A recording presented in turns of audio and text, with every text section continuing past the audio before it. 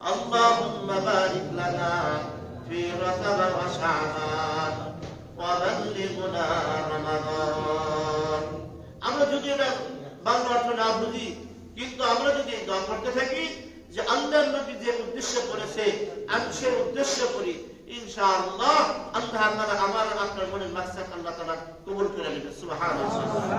ওই শিশু সন্তানের মতো, শিশু সন্তান জানে না যে এটা না পাওয়া, শিশু সন্তান জানে না এটা পেটের ব্যথা, শিশু সন্তান জানে না এটা জ্বরে, এটা পাতলা পায়খানা, শিশু সন্তান জানে না।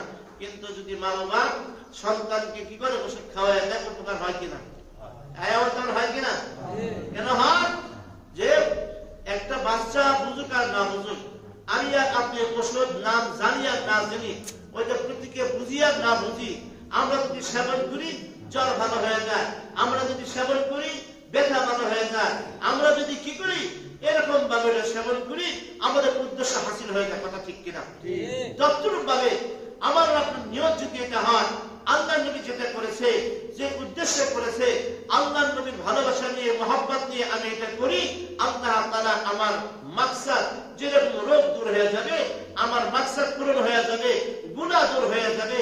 আল্লাহ তাআলা কি একজন নেককার বান্দা হিসেবে আমি কি করব? স্বীকৃতি দেব আল্লাহ দরবার থেকে। সুবহানাল্লাহ। এটা আল্লাহ নবী দোয়া করতেন, আল্লাহুম্মা বারিক লানা ফি রজব ওয়া শাবান ওয়া বাল্লিগনা রমাদান। আয় আল্লাহ, তুমি আমাদেরকে কি করো?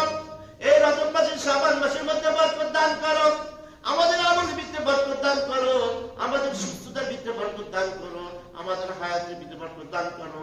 আল্লাহ, সামনে রমজান মাস, আমরা যাতে করে রমজানে রোজা রাখতে পারি, রমজানে কি বরকত হাসিল করতে পারি, আল্লাহ তুমি আমাদেরকে রমজান পর্যন্ত পৌঁছিয়ে দাও। সুবহানাল্লাহ। আল্লাহ নবী দোয়া করতেন, আমরাও কি করি? দোয়া করি। আর প্রথমে বলতেছিলাম নিজের নিজের শরীরের যত্ন নিব। আবার যদি একটুটা ফাটা কোনো জ্বর বা গ্যাস্ট্রিক বা আলসার এরকম কিছু থাকে, আমরা জুমার কি করব? রমজানের জন্য সেটার জন্য চিকিৎসা করব। পারবো না ইনশাআল্লাহ? যে আমরা কি করব? এখন থেকে প্রস্তুতি নিব রমজানের জন্য। যেরকম একজন ব্যবসায়ী ঈদ আসার আগে কি করে? তার পুঁজি বড় করে, পারে কিনা?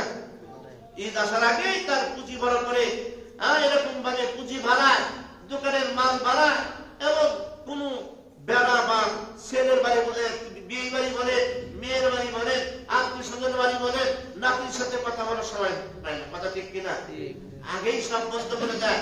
কারণ এই ঈদের সিজনে যদি কামাইতে না পারি, সারা বছর তো ব্যবসায়ীরা সারা বছর কামায় না, কামাই কখন? ঈদের সময় কামান, আর সারা বছর কোন রকম কর্মচারী চালায়। কথা ঠিক কিনা? এই জন্য ওই সুযোগটা হাতছাড়া কেউ করতে চায় না।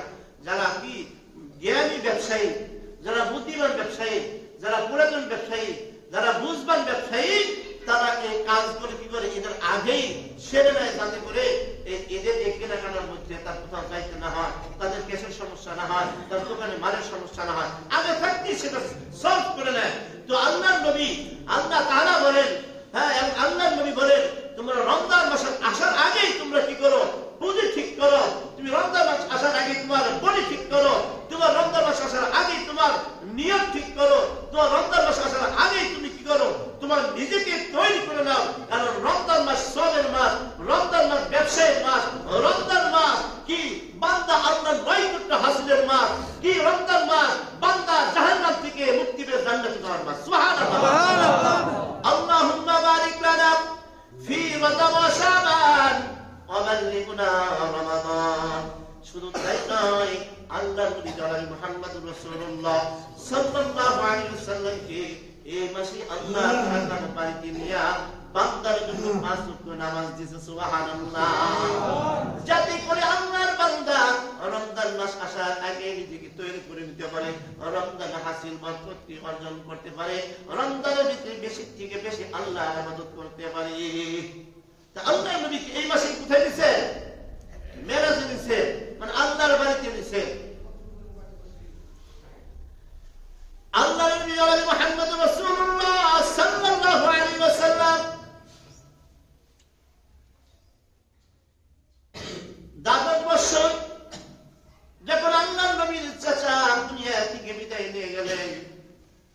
নবীজির সঙ্গে খাদিজা রাদিয়াল্লাহু তাআলা দুনিয়া থেকে বিদায় নিয়েছেন। হুজুরের দাদা নাই, হুজুরের চাচা নাই, হুজুরের বিবি নাই, হুজুরের মা নাই, হুজুরের বাবা নাই, সব হারা হয়ে গেছে, এতিম অসহায়। যখন বিবিও চলে গেলেন, যেই চাচার নির্ভর করত, যে চাচা বাতিকে দেখে রাখত, যে চাচা আমার নবীজিকে দেখে রাখতেন, যে চাচা নিজের সন্তানকে বুকে না রেখে আমার নবীজিকে বুকে না ঘুমাইতেন, সুবহানাল্লাহ।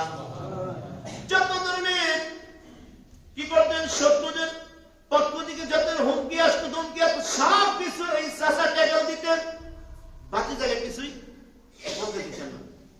এই চাচা যখন দুনিয়া থেকে বিদায় হয়ে গেছে, নবীজি এখন অসহায় হয়ে গেছে, একা একা হয়ে গেছে।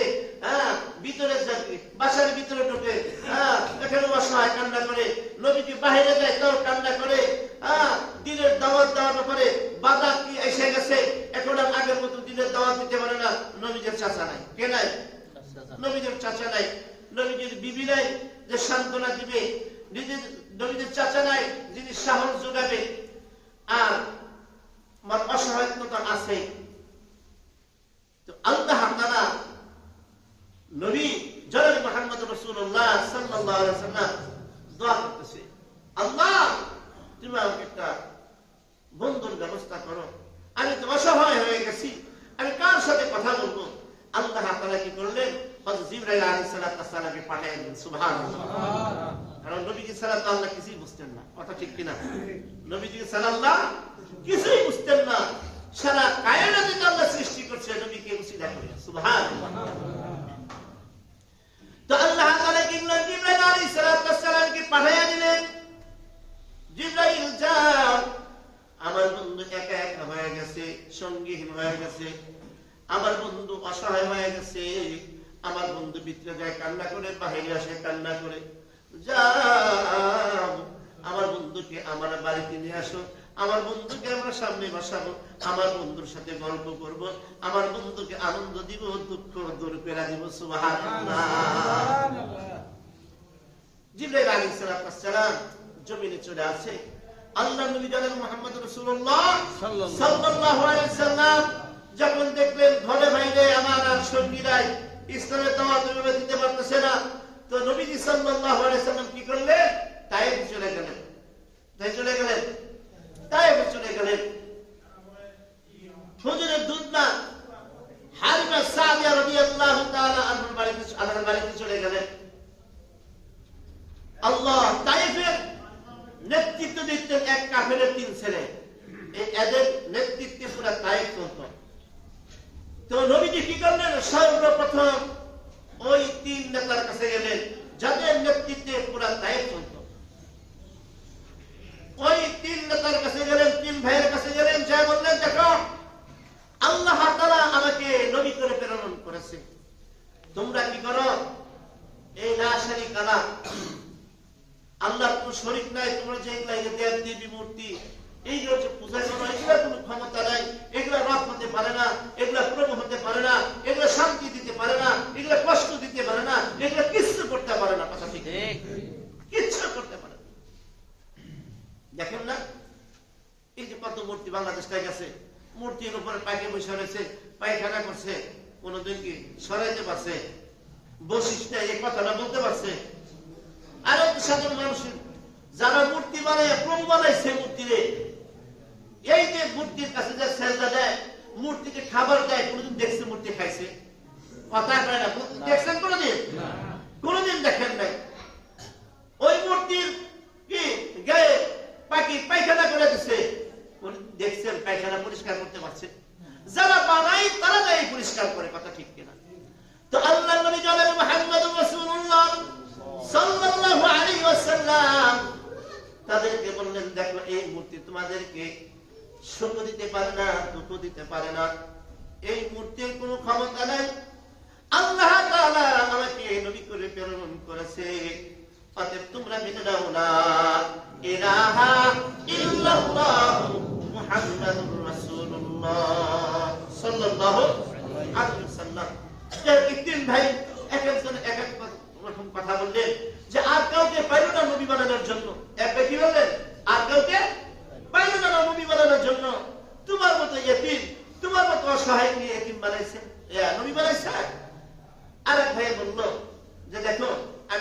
কথাই বলতেছে। কি বলতেছে না? কথাই বলতেছে না। আরেক ভাই বললো, দেখো তুমি যদি সত্য নবী হও তাহলে তোমার কথা যদি না শুনি তাহলে গজব আসবে। কি আসবে? কি আসবে? যদি তোমার কথা না শুনি, তুমি যদি সত্য নবী হও আর তোমার কথা যদি না শুনি তাহলে তোমার সাথে বেদন করলে কি আসবে? গজব আসবে। আর যদি তুমি সত্য নবী না হও তা আমি এরকম মিথ্যকের সাথে কথা বলতে চাই না। নাউজুবিল্লাহ। অর্থাৎ তুমি নিরাশ হয়ে গেলে। এবার কাফের বেঈমান মুশরিকের একটু লোক এই তিন নেতা যুবকদেরকে এড়িয়ে দিলেন। কারণ এই পাগলটার উপরে পাথর নিক্ষেপ করতে থাকো। নাউজুবিল্লাহ বলেন। কি করলেন? পাথর নিক্ষেপ করতে থাকো। এবং নবীজিকে কি করলেন? তায়েফের কি পাহাড় দিয়ে কি করলেন? রাস্তা দিয়ে উড়িদা দিয়া এরকম কান্দা একদম শেষ রাইতে লাগলেন।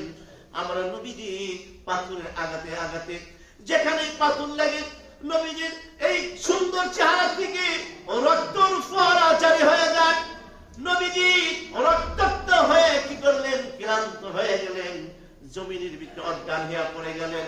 শুধু একটাই দোষ ছিল, বলেছিল লা ইলাহা ইল্লাল্লাহ।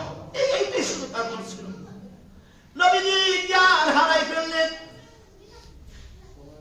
কাফের বেঈমান মুশরিকরা ভেবেছে মুহাম্মদ মরে গেছে। কতটুকু মারলে, কতটুকু অসুস্থ হইলে মানুষ বুঝতে পারে মরে গেছে। এবার কাফেররা বলতে লাগলো, তোমরা কি করো? যেহেতু মুহাম্মদ মরে গেছে তাহলে তো দাফন কাফনের দরকার, কবর খোদার দরকার নাই।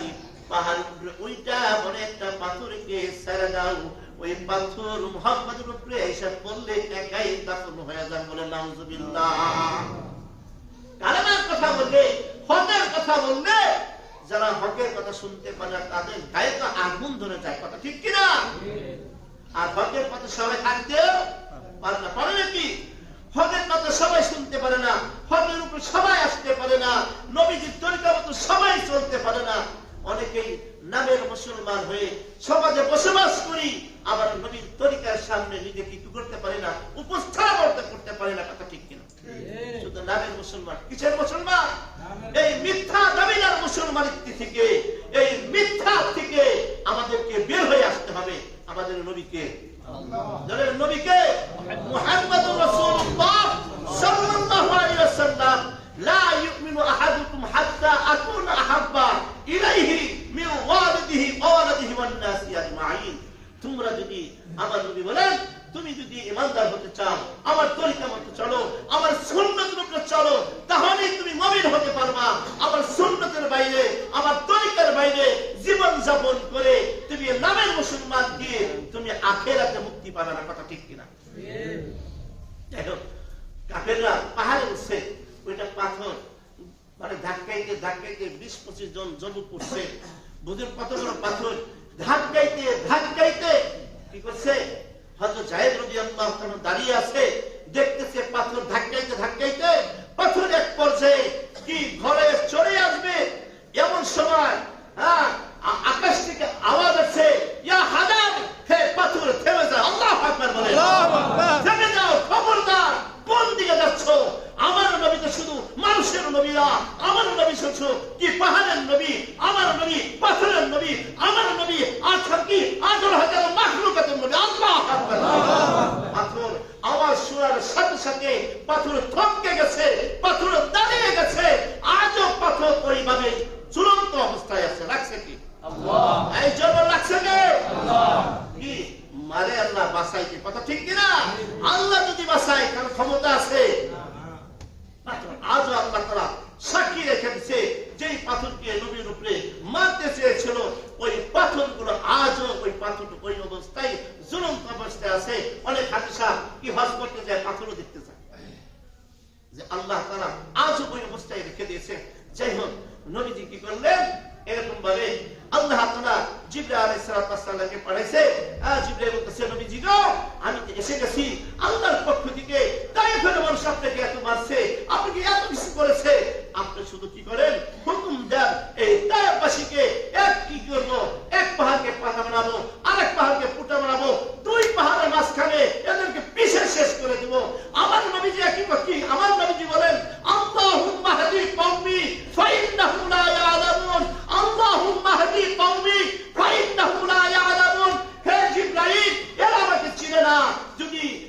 ধ্বংস করে দেই, আমার আল্লাহকে আল্লাহ বলে কে দেখবে? আল্লাহু আকবার বলে।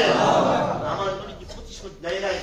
মাকড়া মেরেছে, নবীজি আমার মরে গেছে, এমন মারা মারছে, ওরা ভাবছে আমার নবীজি মরে গেছে, এমন মারা মারছে, কাফেররা পাথর দিয়ে তাকে কবর দিয়ে দিবে। এত কষ্ট দেওয়ার পরেও, এত নির্যাতনের পরেও আল্লাহ তাআলা জিবরাইলকে পাঠাইছে। জিবরাইল বলতেছে, আপনাকে কিছু বলতে হবে না, আপনি শুধু হুকুম করেন, এই তায়েফবাসীকে পিছে ফেলে দিব। আমার নবীজি বলেন, আল্লাহুম্মা হাদি কওমি ফাইন্নাহুম লা ইয়ালামুন। জিবরাইল, এদেরকে যদি শেষ করে দেই, এদের যদি মেরে ফেলে দাও, এদেরকে যদি শেষ করে দাও, এরা তো আমাকে চিনে না, হয়তো এদের পরের প্রজন্ম তারা যখন আসবে, যদি এরা না থাকে আমার রবকে কে ডাকবে? এরা চিনে না, এদের আওলাদ ফরমান যারা আছে, এদের প্রজন্ম যারা পরে আসবে, তারা আমার আল্লাহকে চিনবে। সুবহানাল্লাহ। আল্লাহ তাআলা নবী দোয়া করেন, আল্লাহুম্মা হাদি কওমি ফাইন্নাহুম লা ইয়ালামুন। আল্লাহ, তুমি কি করো না, আমার এই জাতি, আমার এই কওমকে তুমি ধ্বংস করে দিও না। ও আল্লাহ, তুমি যদি এদেরকে ধ্বংস করে দাও, আল্লাহ তোমাকে আল্লাহ বলে কে ডাক দিবে? সেই নবীর কথা বলছি। নবীজিকে নিতে আসছেন, নবীজি আমার এবার আল্লাহর বাড়িতে যাবে, বুরাক এসে হাজির হয়ে গেছে। আল্লাহর নবী বুরাকে চড়বেন, এমন সময় আমার নবীকে চিন্তা করে, আমি নবী, আমাকে আমার আল্লাহর বাড়িতে বুরাক পাঠাইছে, আরে আমার এতিম উম্মত, আমার উম্মত তো বুরাকে চড়তে পারবে না। এই জন্য আল্লাহর নবী গতি, আল্লাহর নবী গদিমসি করে বুরাকে চলে না। বুরাকে কি করে না? চলে না। আল্লাহ তাআলা বলে, আমার হাবিব, আমি দেখেছি আপনার উম্মতকে আপনি অনেক ভালোবাসেন, আপনি বুরাকে চড়তে চাচ্ছেন না। নবীজি গো, আপনি কি করেন? আপনি বুরাকে উঠেন, আমি কথা দিলাম আপনার উম্মতের জন্য আমি লক্ষ লক্ষ বুরাক হাজির রেখে দেব। সুবহানাল্লাহ। নবীজির মুখে হাসি এসে গেছে, নবীজি বুরাকে চড়ছে। আরে আশ্চর্য তো, আমি এই মাসকালে আলোচনা পরে করব। আরো আশ্চর্য হলো, আল্লাহর নবী যখন আল্লাহর বাড়িতে গেছে, আল্লাহর সামনে সামনে বসে আল্লাহ তাআলা নবীজির সাথে কথা বলতেছে, নবীজি গো, আপনি অনেক কষ্ট পেয়েছেন, আপনি অনেক দুঃখ পেয়েছেন, আমি আপনাকে সান্নিধ্য দেওয়ার জন্য, আপনার সাথে কথা বলার জন্য, আপনার দুঃখ দূর করার জন্য, আপনাকে শান্তি দেওয়ার জন্য বন্ধুরে আমার বাড়িতে নিয়ে আসি, আমার বাড়িতে নিয়ে আসি। আপনি কি চান? ও আমার বন্ধু, আপনি আমার জন্য কি আনলেন? আল্লাহর নবী বলেন, আমি খালি হাতে আসি নাই বন্ধু, আপনার বাড়িতে আসি, আমি খালি হাতে আসি নাই। আল্লাহর নবী কে আল্লাহর নবী আল্লাহকে বলেন, আল্লাহ, আমি খালি হাতে আসি নাই, আমার কি শারীরিক ইবাদত, আমার মুখী ইবাদত, আমার মালি ইবাদত, আল্লাহ সব কিছু আপনার জন্য নিবেদিত। সুবহানাল্লাহ। এবার যখন আল্লাহর নবী আল্লাহকে কি করলেন? হাদিয়া দিলেন। আল্লাহ তারা চিন্তা করেন, আমার বন্ধু আমাকে হাদিয়া দিল, আমার বন্ধুকে দেওয়া দরকার, আমার বন্ধুর সান্ত্বনা দেওয়া দরকার, আমার বন্ধুকে তো খুশি করা দরকার। এবার আল্লাহ তাআলা বলেন, আত-তাহিয়াতু লিল্লাহি ওয়াস-সালাওয়াতু ওয়াত-তাইয়্যিবাত, আসসালামু আলাইকা আইয়ুহান নাবিয়্যু ওয়া রাহমাতুল্লাহি ওয়া বারাকাতুহু। আল্লাহর নবী গো, ও আমার হাবিব, আমার পক্ষ থেকে আপনার উপরে শান্তি বর্ষিত হোক। সুবহানাল্লাহ। আপনার উপরে শান্তি রহমত বর্ষিত হোক। তো আল্লাহর নবী কি করলেন? আল্লাহর নবীকে হাদিয়া দিলেন। তো নবীজি খুশি না? কি না? খুশি না? আমাকে আল্লাহ তার বাড়িতে আনছেন, আমি তার হাবিব, আমাকে হাদিয়া দিল, আমাকে সান্ত্বনা দিল, কিন্তু আমি যে জমিনের মধ্যে আমার এতিম উম্মতকে রেখে আসি, আমার উম্মতের কি অবস্থা হবে? আমার উম্মতের ব্যাপারে আমার আল্লাহ তাআলা কি বললেন? নবীজি হাসে না, নবীজি খুশি না। আল্লাহ তাআলা দেখে হাবিব এখনো হাসে না, হাবিবের চেহারায় এখনো খুশির কি ছাপ ফুটে ওঠে না। তো বলে, হাবিব আপনি খুশি না? আল্লাহ কেমনি খুশি হব? আমি তোমার নবী, তুমি আমাকে তোমার বাড়িতে নিয়ে আসো, আর আমার উম্মতের জন্য কি করবো? আল্লাহ আকবার বলে। আল্লাহর বাড়িতে গেছে, এরপরে আল্লাহর নবী কি তার উম্মতকে ভুলে নাই? ও উম্মত, তুমি কেমন উম্মত হইলা? নবীর সুন্নতের খবর রাখো না, তুমি কেমন উম্মত হইলা? নবীর তরিকা তুমি মানো না, কথা ঠিক কিনা? কিয়ামতের ময়দানে যখন নবীর সামনে উঠবা, যখন নবীর সুপারিশ লাগবে, যখন তোমার জীবনে যদি নবীর সুন্নাত না থাকে, তোমার চেহারায় যদি নবীর সুন্নাত না থাকে, তোমার আমলে যদি নবীর তরিকা না থাকে, ও উম্মত, এর নামে উম্মত হয়ে কি লাভ হবে যদি নবীর সুপারিশ না পাওয়া যায়? কথা ঠিক কিনা? আমার প্রাণের মদিনায়, আমার সোনার মদিনায় সব বলিব কিন্তু তোমায় বলতে পারি না। জোরে বলো কথা ঠিক কিনা? আর জিন্দেগি সব বলে যাবো, বলবো না কাকে? নবীকে বলবো না, নবীর তরিকা বলবো না, নবীর সুন্নাত বলবো না। কথা ঠিক কিনা? আমার প্রাণের মদিনায়, আমার সোনার মদিনায় সব বলিব কিন্তু তোমায় বলতে পারি না। বলিনি বলবো না, বলতে পারি না, বলিনি বলবো না, বলতে পারি না, সব বলিব কিন্তু তোমায় বলতে পারি না। জোরে, সব বলিব কিন্তু তোমায় বলতে পারি না। আমি সব বলিব কিন্তু তোমায় বলতে পারি না। এসরিটানে তুমি ছিলে কুলক্ষণের দেশ, বড় মারাত্মক ছিল তোমার পরিবেশ।